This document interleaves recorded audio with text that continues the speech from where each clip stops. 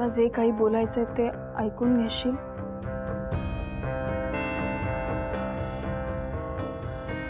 काय सांगायचंय तुला, काय बोलायचंय बोल. तू काही माफी मागायला आलीस माझी? आतापर्यंत हे जे काही झालं त्याची माफी मागायला आलीस का? माझं लग्न मोडलं याची माफी मागायला आलीस का? तू माझ्याशी लग्न केलंस याची माफी मागायला आलीस? तू जरा शांत होशील का? हे बघ, गोष्टी आपण बोललो ना तर सॉल्व्ह होतील. गोष्टी शांतपणे सॉल्व्ह होणार नाहीयेत शिवा. हे ना असं बिचाऱ्यासारखं तोंड करून माझ्याकडे येऊ नकोस प्लीज. माहितीये तू काय चीज आहेस आणि तू काय करू शकतेस. आधी तू माझं लग्न मोडलंस, त्यामुळे दिव्या पळून गेली, आणि आज आता इथे तू गुंड बोलवलेस. आशू, मी का असं करीन? का करीन? कारण तुला हिरो बनायचं असतं. सतत मारामारी करायची लोकांसमोर आणि हिरो बनायचं. आणि भाऊंना तर वाटतच ना तू आदर्श सून आहेस, अन्यायाविरुद्ध लढा देतेस वगैरे वगैरे. आशू, चुकीचं बोलतोय मी काही? हे बघ, तू ते मारामारी करून लोकांना वाटत असेल किंवा लोकांना फसवू शकत असशील, पण मला नाही फसवू शकत. मला काही फरक पडत नाही या गोष्टीने, कारण हे सगळं खोटं आहे. तुझा दिखावा आहे हा सगळा शिवा. तू इतकी स्वार्थी असशील असं वाटलं नव्हतं का मला? एखाद्याच्या घरात येण्यासाठी, एखाद्याच्या मनात घर करण्यासाठी तू वाटेल त्या थराला जाशील याची खात्री आहे मला. बस झालं. तू सगळ्या गोष्टीसाठी मला जबाबदार ठरवतोस. तू वाटेल ते बोलतोयस आणि मी काहीच बोलत नाही याचा अर्थ असा नाही की मी सगळं केलंय. आज ते गुंड आले होते ते मी बोलवले असं वाटतंय तुला? मी का करीन संपदा बरोबर असं? हा कोण वाटते तुला? मी गुंड आहे मी? शिवा, या सगळ्या गोष्टी बघता ना तू गुंडाच्या पलीकडे आहेस असं मला वाटतं. बस करा, बस झालं. मी काहीच बोलत नाही याचा अर्थ असा नाही की हे सगळं मी केलंय. मी तुझं लग्न मोडलेलं नाहीये किंवा दिव्याला पळून जायला मी मदत केली नाही. ती माझी बहीण आहे. का कोण वागेल आपल्या बहिणीशी असं? आणि आज जे सगळं झालं त्यासाठी तू मला जबाबदार ठरवतोयस. हे ऐकून ना मला तुझी कीव येते खरंच. कारण तू मित्र होतास माझा, पण तू मला इतकंसं पण ओळखत नाहीयेस. नाही, माझंच चुकलं. मी ना तुला तेव्हाच उत्तर द्यायला पाहिजे होतं जेव्हा तू सगळ्यांसमोर माझ्या कानाखाली वाजवलीस. तेव्हा मी गप्प बसले, काहीच बोलले नाही. तुला थोडं पण काही वाटलं नाही मला तेव्हा मारताना? एका मुलीच्या अंगावर हात उचलताना? मुलगी सोड रे, मुलगी सोड. मी तुझी मैत्रीण होते ना, काहीच वाटलं नाही. आणि ना मला तुझ्याशी लग्न करायचं नव्हतं असं तर नव्हतंच.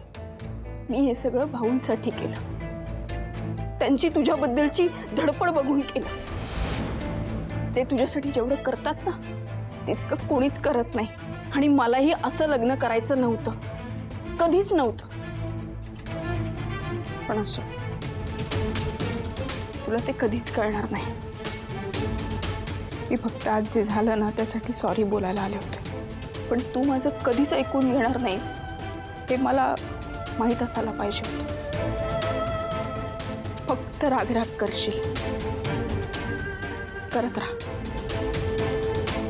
सॉरी, मी जाते. शिवा थांब. I'm really sorry Shiva. मला प्लीज माफ कर. माझ्या डोक्यात इतकं कन्फ्युजन भरलंय ना की मला कळत नाहीये काय चुकीचं आहे, काय बरोबर आहे आणि काय चाललंय माझ्या बरोबर. म्हणजे मला समजत नाहीये शिवा. आणि मी त्या दिवशी रागाच्या भरात तुझ्यावर हात उचलला. मला त्याचं खूप वाईट वाटलं. मी असं नाहीये ग माणूस म्हणून. मला पश्चात्ताप होतो ते करण्याचा आजही, रोज. मला प्लीज माफ कर. आणि माझं लग्न अचानक तुझ्याबरोबर झालं. मला कळलं नाही कसं वागायचं, काय करायचं. त्यामुळे हे सगळं होतंय. बघ, मला तुला गुंड नव्हतं म्हणायचं खरंच. अरे चूक झाली.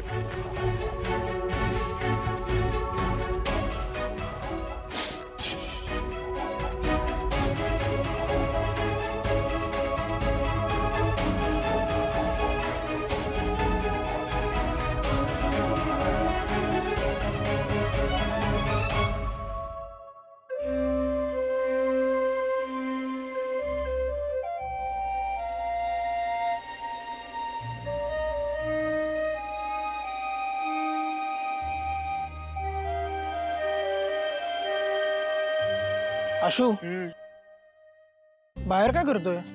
आज सगळी तयारी चालली आहे, पूजेला बसतोयस ना? मग कळत नाही यार माझ्या काय, मला डोकं बधीर झालंय खूप. एवढा कसला विचार करतोय? अरे भाई, जे काही चाललंय ना इतके दिवस त्याचा विचार करतोय मी. मला सुधरत नाहीये शिवा, लग्न, आणि माझं डोकं ना बधीर झालंय. मला मला शांत होता नाही येते. मी काय म्हणतो ऐक, हे बघ, आधी शांत हो. हे बघ, मला मान्य आहे की तुझ्या आयुष्यात खूप बदल झालेत, पण ते सगळ्यांच्या आयुष्यात होतात. हे असे बदल प्रत्येकाच्या आयुष्यात होत नाहीत मांजा. हे जे काही बदल आहेत ना ते खूप ड्रास्टिक आहेत. गेल्या 3-4 दिवसात जे काही झालंय त्यांनी माझं आयुष्य अपसाइड डाऊन झालंय पूर्ण. म्हणजे 4 दिवसापूर्वी आय वॉज रिअली हॅपी. म्हणजे मला जी मुलगी आवडते तिच्याशी माझं लग्न होणार होतं, आमचं सगळं छान चाललं होतं, आणि ती अचानक पळून काय जाते. ज्या मुलीशी मी एक्सपेक्टही नाही केलंय त्या मुलीशी माझं लग्न होतं, आणि मला सगळ्या गोष्टी कराव्या लागतात जस्ट बिकॉज माझं लग्न झालंय. तिने काल वटपौर्णिमेचा व्रत ठेवला होता. आज सत्यनारायणाची पूजा आहे. ते 7 जन्माचा प्रॉमिस वगैरे सगळं झालंय करून. मला सुधरत नाही काय चाललंय. आणि त्यात आमच्या घरामध्ये 2 टीम्स पडल्यात. आतमध्ये ग्रुपिझम चाललंय लोकांचं. एक आहे ग्रुप जो शिवा बरोबर आहे, आणि दुसरा ग्रुप आहे ज्याला शिवा नकोय. मला माहित नाही मी कोणाची बाजू घेऊ, काय करू, काय बोलू. माझं कन्फ्युजन झालंय. माझं एक लक्षात घे, सगळ्या गोष्टी आपल्या हातात नसतात. नाही, मला मान्य तुझ्या आयुष्यात खूप बदल झालेत म्हणून तुझी चिडचिड होते, पण एकदा शांतपणे विचार कर. दिव्या जर लग्नाच्या दिवशी पळून गेली म्हणजे ती हे सगळं प्लॅन खूप आधीपासून करत होती. तिच्या या खोटेपणामुळे, या निर्णयामुळे तुझी ही अवस्था झाली. मग या दिव्यासारख्या मुलींपेक्षा शिवा कधीही चांगली येणार आहे. नाही, मला माहिती आहे तुला हे लगेच पटणार नाही, पण वेळ जाऊ दे, तूही हे मान्य करशील. काय ना, तुम्ही दोघे मित्र होतात तेव्हापासून मी बघतोय तुम्हाला. तुमचे स्वभाव भले वेगळे असतील, पण तुम्ही एकत्र आला की एक होता. आशू, तू चिडशील, पण मी आता कधी कधी विचार करतो ना की तुम्ही आधी सतत एकमेकांसमोर यायचा, तुमची सतत भेट व्हायची. हे सगळं ना तो वर बसलाय ना तो घडवून आणत होता. आणि म्हणून शिवा देसाईंची सून झाली आहे, तुझी बायको झाली, याचा मला खरंच प्रॉब्लेम नाहीये. तू आणि भाऊ एकाच बोटीत बसलाय, कळतंय का? तुम्हाला हे सगळं सॉर्टेड वाटतंय. आशुतोषला काहीच प्रॉब्लेम नाही, तो समजून घेईल. आशुतोष हळूहळू कोपअप करेल, हळूहळू त्याला सवय होईल. पण आशुतोषला काय वाटतंय, आशुतोषच्या मनात काय चाललंय, हे कोणालाही त्याचं घेणं देणं नाही. शांत ऐक, मी काय म्हणतोय बघ, तुला खरं सांगू भावा, आम्हाला कळतंय तुला काय वाटतंय ते, म्हणून आम्ही सगळे तुझ्यासोबत उभे आहोत ना. तू एवढी चिडचिड करतो तरी कोणी काय बोलतंय का तुला? नाही. ऐक ना, थोडा वेळ जाऊ दे, सगळं नीट होईल. पण आता सगळे आत वाट पाहतायत. चला आत जाऊया. तू पुढे आलोस मी. नक्की? हो. आणि हे असा चेहरा घेऊन येऊ नको, मूड चांगला कर. येस, सत्यनारायणाची पूजा शिवा बरोबर. चला. ओके.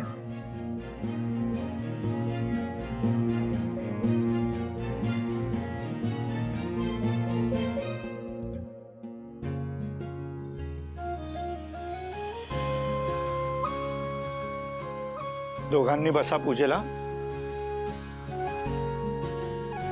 तुम्ही आचमन करायचंय, 3दा पाणी प्यायचं, 4थ्या वेळेला तामनात पाणी सोडायचं. आचम्य केशवाय नमः, नारायणाय नमः, माधवाय नमः, गोविंदाय नमः.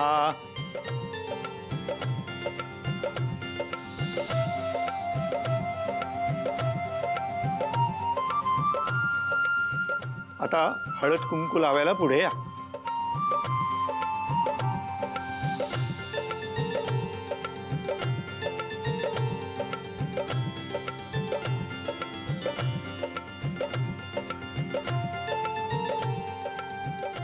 आता तू त्यांना हळद कुंकू लाव.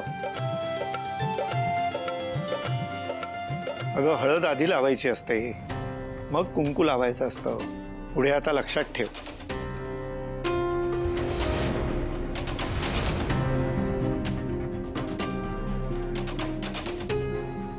नमस्कार करा दोघांनी.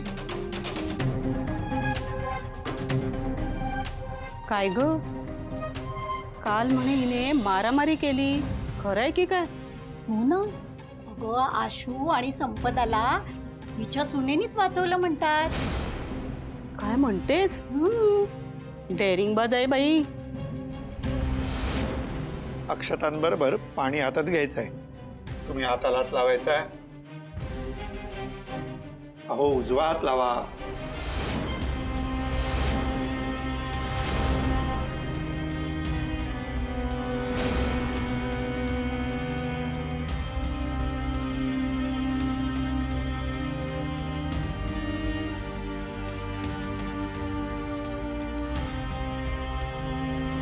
दोघांनी फुलं देवांना व्हायची आहेत. अगं उजव्या हाताने व्हायचं.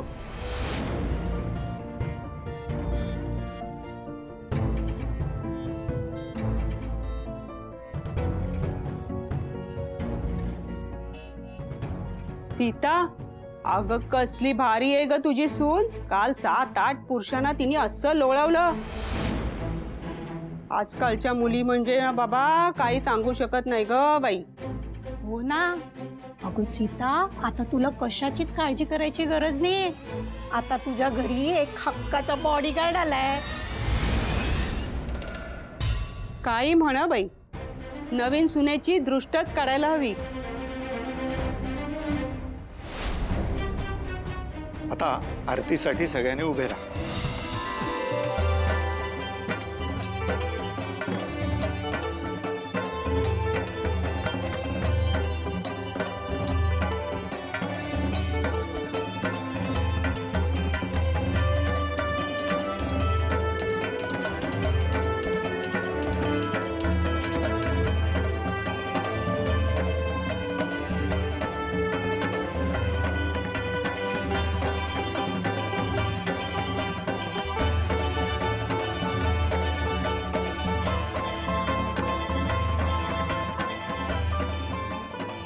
आता तू प्रसाद वाटायचंयस, तू तीर्थ वाटायचंयस.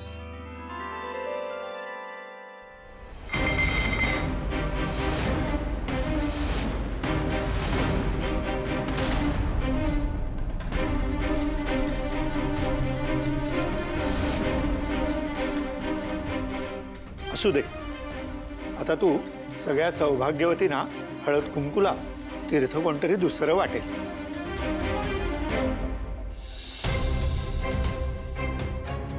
काय म्हणायचं हिला, धड पूजाही करता येत नाही आणि त्यात हे.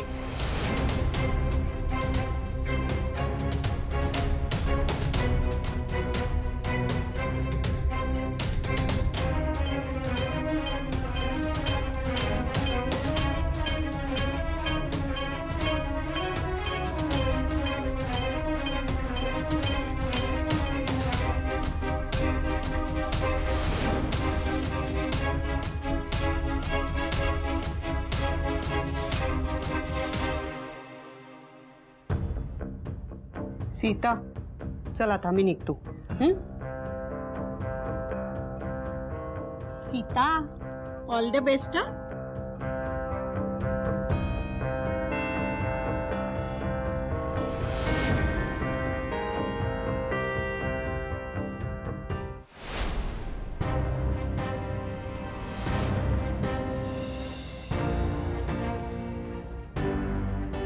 अगं कसली भारी आहे ग तुझी सून.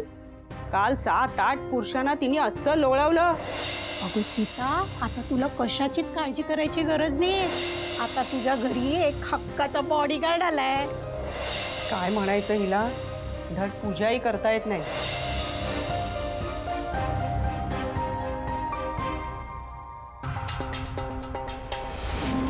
हीच योग्य वेळ आहे. आत्ताच पोळी भाजली पाहिजे.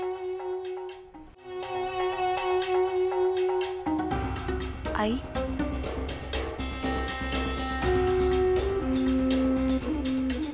आई, आई तू मला आज घरातून हकलवून जरी दिलंस ना तरी मला चालणार आहे. पण मला बोलायचंय तुझ्याशी. नाही तू प्लीज प्लीज काहीच बोलू नकोस. मला बोलू देत अगं. देसाईंच्या घरात आज जे काही घडलंय ना ते मला अजिबात आवडलं नाहीये. बरोबर झालंच नाहीये हे सगळं.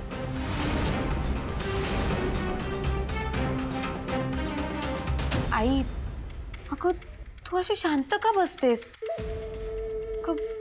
तू खूप साधी आहेस ग. तू अशी शांत बसत जाऊ नकोस. बोल ना, माझ्याशी बोल. माझ्यासोबत मन मोकळं कर. आई, आपल्या घरातल्या प्रथा परंपरा कशा पार पाडल्या जातात ना हे सगळ्यांना माहितीये. आपल्या घरातले कार्यक्रम तू कसे सागर संगीत पार पाडतेस ते, आणि म्हणूनच सगळे नातेवाईक तुझं कौतुक करतात, तुझी वाहवा करतात. पण आपल्या घरातली ती सून, तिने जो काही गोंधळ घातलाय ना आज घरात, त्यामुळे लोकांना नावं ठेवायला जागा मिळाली. आई बाप रे, ती लोक काय काय बोलत होती ना, की तुला सांगू नाही शकत आहे. गाई काय म्हणाले नातेवाईक? जाऊ दे आई, मी नाही सांगू शकत आहे तुला. सांग ग. आई नको ग, ते जे काही बोलत होते ना ते मलाच सहन नाही झालं. तुला कसं सहन होईल? आणि तुला झालेला त्रास ना मी नाही बघू शकत आहे. कीर्ती, सांग लवकर. कसं सांगू? पण तू विचारतेस ना म्हणून सांगते. आई, त्याच्या बायका होत्या ना, त्या म्हणत होत्या सीताचा स्वभाव खूप कडक आहे ना, म्हणून तिला ही अशी सून मिळाली. आणि ती लोकांना सारखं बोलत असते ना प्रथा परंपरा बाबतीत, मग तिला कळेल आता कसं असतं ते. जशाच तसे वगैरे काय काय बोलत होते ग. मला नाही सहन झालं हे सगळं. आई तू काळजी करू नकोस, टेन्शन घेऊ नकोस. हे बघ, माझं म्हणणं फक्त एवढंच आहे की ती गॅरेजवाली जर आपल्या घरात ही अशीच वागत राहिली ना, तर आपल्या घराण्याचं नाव, आपल्या घराण्याची इज्जत अगं धुळीला मिळेल. मी काही बोलू शकत नाही ना. भाऊ लगेच त्यांच्या सुनेची बाजू घेतात.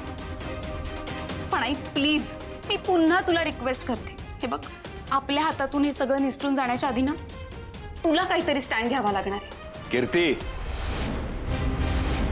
कसला स्टँड?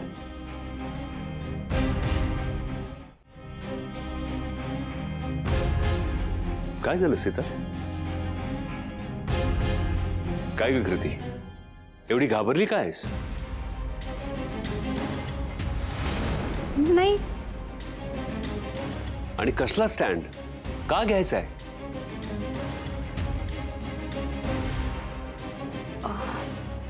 आई, मी जाते. थांब कीर्ती. कीर्ती, या घरासाठी काय बरोबर आहे काय चूक आहे हे मला आणि सीताला चांगलंच माहिती आहे. आणि सीताला जर काही पटलं नाही तर ती येऊन माझ्याशी बोलू शकते. तू तिच्याशी बोलायची काहीच गरज नाही. भाऊ, तुम्ही ह्या वेळेला आमचं कुणाचंच काहीच ऐकून घेतलं नाही. आणि आम्ही तुम्हाला सगळेजण किती समजावायचा प्रयत्न करतोय, पण तुम्ही ऐकूनच घेत नाही आहात. तुम्हाला ती मुलगी, ती शिवा, ती चुकीचीच वाटत नाहीये. मग अशा वेळेला काय करायचंय मी? म्हणून मी आईशी बोलायला आले. आणि तेवढं तर बोलूच शकते ना मी हिच्याशी. आई आहे माझी. नाही, तू बोलू शकतेस कीर्ती, पण एखाद्याबद्दल बोलणं आणि एखाद्याबद्दल मत तयार करणं यात खूप फरक असतो. कीर्ती माझ्याशी बोलायला आली आणि हिलाही काळजी आहे या घराची, आणि मुख्य म्हणजे बोलायचा हक्क सुद्धा आहे. कीर्ती, तुला जायचंय ना, जा मग. हो आई. भाऊ, येते.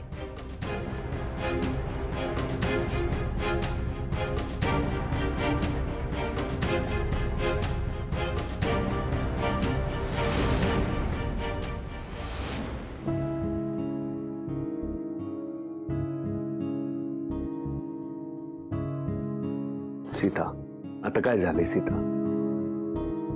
तुम्हाला माहित नाही का? पुन्हा सांगायचंय का मी?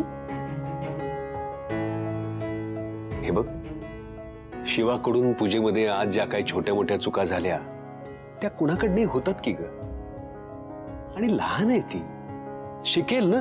तू शिकव ना तिला, तुझं ऐकेल ती. इतकी वर्ष घरचे नाही शिकवू शकले काही, आता आपलं ऐकणार आहे. आणि मुख्य म्हणजे हे फक्त पूजेपुरतं चाललेलं नाहीये. ती देसाईंची सून आहे ना, मग आज तिने सगळ्यांसमोर फक्त तिचं नाही माझं सुद्धा नाक कापलंय. आणि हे मी सहन करणार नाही. माझ्या सहनशक्तीचा अंत होतोय आणि तिनेही त्याची परीक्षा बघू नये. नाहीतर मला काहीतरी करावं लागेल.